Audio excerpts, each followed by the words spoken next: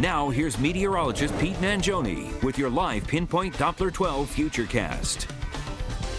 The rain and snow showers starting to wind down, and then we completely change up our weather pattern as we head towards Christmas Eve. Let's take a look at what I'm tracking, and it is those rain and snow showers which are starting to push away. You may see a few lingering ones, especially in the westerly area over the next couple hours.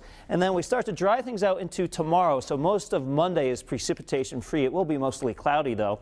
Monday night showers on the way. Now this looks mostly liquid. That is good news, but just to our north, say in Worcester County, Massachusetts, we could get a little bit of freezing rain, and we'll have to track the situation carefully. Should that colder air sag a little further down to the south, then we could be seeing some of that north and west of 295 in Rhode Island. I don't think that happens now, but it is something to watch closely because freezing rain can obviously be more of a danger than snow can sometimes. Now, a Christmas Eve storm, yes, this will be a warm one with rain, wind, possibly 1 to 2 inches of rain, so some localized street flooding is possible. And then some of that rain will actually spill into Christmas Day morning. We'll talk about that in just a second.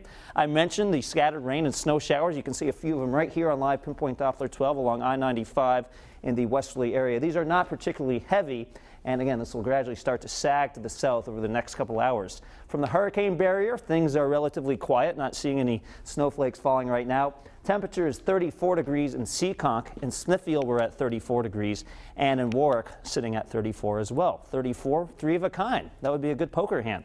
Now, it's pretty remarkable how small this storm system was. It wasn't really a storm, but look at how much of the Northeast where not a lot is going on, but this little persistent patch of green and blue, and that was the rain and snow showers. That disturbance finally starts to move away, and we do bring in at least a little bit of sunshine as we head into tomorrow, but I'm still forecasting more clouds than sun.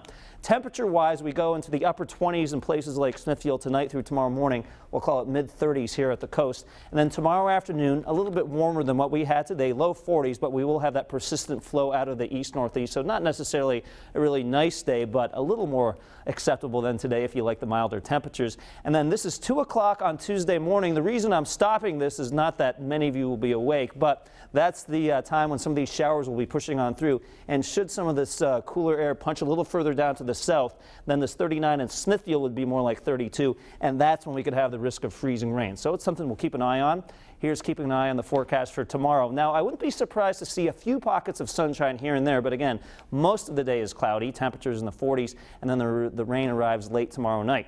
The Eyewitness News Threat Tracker not showing any severe weather threats over the next several days. Low for tonight, low for tomorrow, low on Tuesday. Again, Jared is a big fan of that low category.